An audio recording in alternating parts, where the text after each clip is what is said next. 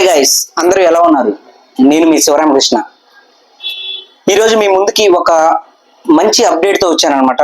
అంటే నిన్న పైకోర్ టీం ఇచ్చింది కాకుండా ఇంకొక ఇంపార్టెంట్ అప్డేట్ కూడా మీకు ఇవ్వాలనుకుంటున్నాను. దయచేసి ఈ వీడియోని చివరి వరకు చూస్తారని ఆశిస్తున్నాను. మనం వీడియోలోకి వెళ్ళిపోదాం. వీడియోలోకి వెళ్ళే ముందు ఒక చిన్న స్టోరీ చెప్పాలండి. స్టోరీ అంటే నిజమైన స్టోరీ. అది ఎప్పుడంటే రీసెంట్గా ఒక 2 days బ్యాక్ జరిగింది. అదేంటంటే మా ఫ్రెండ్ ఒక అతను బెంగళూరులో జాబ్ చేస్తున్నాడు. అతను కూడా పై మైనింగ్ చేస్తున్నాడు. కాకపోతే ఏంటంటే అతను నా డౌన్ లైన్ కాదు, అతనికి వాళ్ళ ఆఫీస్లో ఎవరో రిఫర్ చేశారంట.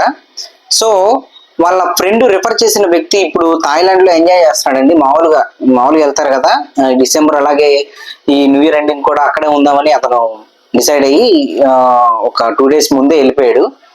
ఎలాగో క్రిస్మస్ సీజన్ కదా. సో అతను ఏంటంటే అక్కడ మన పైతో ఉపయోగించి పేమెంట్ చేసి చాలా వరకు అక్కడ అన్ని రెస్టారెంట్స్ కానీ సమ్ కావాల్సిన వస్తువులు కూడా చాలా అనేవి కొనుక్కొని ఉన్నాడు. అతను ఒక మెసేజ్ పంపించాడంట మా ఫ్రెండ్కి. ఎందుకంటే మనోడు ఎప్పుడు మైనింగ్ చేయమన్నా నెగ్లెక్ట్ చేస్తూ ఉంటాడు, అంటే అతనికి నమ్మకం లేక. వాళ్ళ ఫ్రెండ్ ఏం పంపించాడంటే, అరే సన్నాసి, ఇదిగోరా నువ్వు ఇప్పుడు దాకా నమ్మలేదు కదా, ఇక్కడ చూడరా నేను ఎంత ఎంజాయ్ చేస్తున్నానో నా పై కాయిన్స్తో, రేపటి రోజున నువ్వు కూడా ఇలాగే చేయొచ్చురా, దయచేసి నువ్వు మైనింగ్ చేసుకోరా సన్నాసి ఎదవా అని చెప్పి ఒక వీడియో పెట్టి మనోడికి పంపించాడండి. ఆ వీడియో నాకు పెట్టి ఏంటి మామ ఇది నిజమేనా అని చెప్పి రోజు అడుగుతున్నాడు ఒక 2 days నుంచి. సో అందరికి ఒకటే చెప్తున్నానండి, మన పై కాయిన్ ఎవరు తక్కువ అంచనా వేద్దు, దయచేసి జాగ్రత్తగా మైనింగ్ చేసుకోండి, మనకు మంచి రోజులు ముందున్నాయి. ఇప్పుడు మనం వీడియోలోకి వెళ్దాం. ఏంటంటే నిన్న మనకి పై కోర్ టీం నుండి ఒక మంచి కాదు, ఒక బిగ్ అప్డేట్ వచ్చిందండి. ఆ అప్డేట్ లో ఏంటంటే మనకి మెయిన్ నెట్ అనేది ఈ నెలాఖరికి రావట్లేదు. ఇంకొక అంటే నెక్స్ట్ ఇయర్ ఫస్ట్ క్వార్టర్ అంటే మొదటి 3 నెలల్లో మనకి మెయిన్ నెట్ లాంచింగ్ అనేది తప్పకుండా ఉంటుందని వాళ్ళు చెప్పారనమాట. సో ఈ వార్త విని చాలా మంది డిసప్పాయింట్ అయ్యారు. ఎవరు డిసప్పాయింట్ అయ్యారంటే, మామూలుగా పైన గాలి వదిలేసి ఎప్పుడు పడితే అప్పుడు చేద్దాం అన్నోళ్ళు కాదండి. ఎవ్రీడే మైనింగ్ చేస్తూ అలారం సెట్ చేసుకొని మైనింగ్ చేస్తున్నారు వాళ్ళు. ప్లస్ ఏ అప్డేట్ వచ్చినా సరే తూచా తప్పకుండా ఆ అప్డేట్ని స్వీకరిస్తూ ఎప్పుడెప్పుడా అంటూ ఎదురు చూస్తున్న ప్రతి ఒక్క పైనీర్ కూడా డిసప్పాయింట్ అయ్యారు. సో వాళ్ళకి నేను చెప్పేది ఏంటంటే, మీరు డిసప్పాయింట్ ఏం అవ్వద్దండి. మనకి ఇల్లు ఒక కడతనామంటే పునాది గట్టిగా ఉండాలి. ఆ గట్టిగా ఉండడం కోసమే ఆ ఇల్లు ఎంత లేట్ అయినా సరే రేపటి రోజున మనం ఆ ఇంట్లోకి వెళ్తే చాలా కాలం ఉండొచ్చు. సో వాళ్ళు కూడా అలాంటి డెసిషన్ తీసుకున్నారు. ఇప్పుడు మనకి ఈ అప్డేట్ని చూసినట్లయితే ముందుగా వాళ్ళు మనకి ఈ ఇయర్ ఎండింగ్లో, అంటే మన ఈ 2024 స్టార్టింగ్, అంటే 2023 డిసెంబర్ లాస్ట్ 3 days అప్పుడు మనకి ఒక అప్డేట్ ఇచ్చారు. మన ఓపెన్ మెయిన్ నెట్ అనేది 2024లో రావాలంటే 3 కండిషన్స్ అనేవి మనం అంటే 3 కండిషన్స్ అనేవి మనం అవి మీట్ అయ్యి ఉండాలి, అంటే అది వాటిని అచీవ్ అయి ఉండాలి. ఆ 3 కండిషన్స్ ఏంటంటే, అంటే 1,50,00,000 మంది కేవైసీ అనేది కంప్లీట్ అయి ఉండాలి, అంటే 15 million కేవైసీలు కంప్లీట్ అయి ఉండాలి. రెండోది 100 డి యాప్స్, అంటే ఈ యాప్స్ లోనే రేపటి రోజున మనం షాపింగ్ చేయాలన్నా, ఏదన్నా వేరే దేశం వెళ్ళాలన్నా, ఫ్లైట్ టికెట్స్ బుక్ చేయాలన్నా, రెస్టారెంట్ లో ఏదన్నా ఆర్డర్ పెట్టుకోవాలన్నా, ఏదైనా సరే ఈ 100 యాప్ లోనే మనకి అన్ని ఉన్నాయన్నమాట.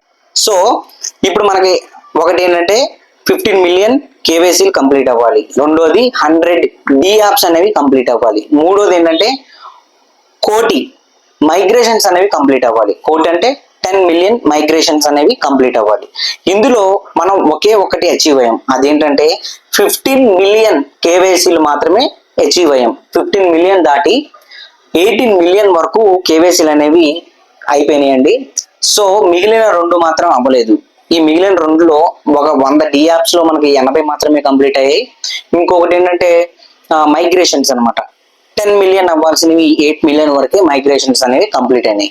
కాకపోతే ఇప్పుడు వాళ్ళు చేస్తున్న మైగ్రేషన్స్ ప్రకారం పర్ డే, అంటే నిన్న మొన్న ప్రకారం రోజుకి 2 లక్షల మైగ్రేషన్స్ అనేవి వాళ్ళు చేస్తున్నారండి. సో ఈ లెక్క ప్రకారం మనకి ఈ 10 days లో కూడా మిగిలిన 2 million మైగ్రేషన్స్ కూడా కంప్లీట్ అవుతాయి. కాకపోతే చాలా మంది కూడా మనతో పాటు ఓపెన్ మెయిన్ నెట్లోకి వెళ్ళాలన్న ఉద్దేశంతో వాళ్ళు ఇంకొక 3 months తీసుకొని మనకు అవకాశం ఇస్తున్నారండి. ఇప్పుడు నేను మీకు ఒకే ఒక విషయం చెప్తున్నానండి. ఇప్పటి నుండి ఎవరైనా కేవైసీ చేద్దామని చూస్తుంటే వాళ్ళు దయచేసి ఆచితూచి చేయండి. ఎందుకంటే ఒక్కసారి మిస్టేక్ అయితే మళ్ళీ అది రివ్యూలో పడిపోయి ఎప్పుడు మనకు రీసబ్మిట్ వస్తుందో తెలియదు. మీ వల్ల కేవైసీలు ఆగిపోతాయి, మైగ్రేషన్స్ ఆగిపోతాయి, ఇంకా మీ వల్ల చాలా మంది సఫర్ అవుతారు. దయచేసి అర్థం చేసుకోండి, చక్కగా మైనింగ్ చేసుకోండి. నిన్న వాళ్ళు ఇచ్చిన అప్డేట్ ప్రకారం మనకి కేవైసీ డెడ్ లైన్ అనేది ఈ ఇయర్ ఎండింగ్ కి కాకుండా వచ్చే నెల అంటే January 31st వరకు వాళ్ళు పొడిగించారండి. ఎందుకంటే చాలా మంది వెనకబడిపోతారు, మళ్ళీ వాళ్ళు అన్యాయం అయిపోతారు అని చెప్పేసి.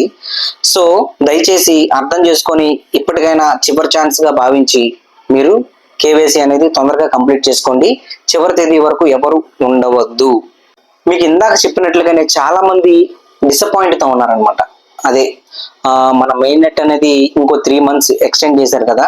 సో వాళ్ళు ఎప్పుడు పాజిటివ్ గా స్పందించే వాళ్ళు ఇప్పుడు కొంచెం నెగిటివ్ గా మాట్లాడుతున్నారండి. అది చాలా బాధాకరం.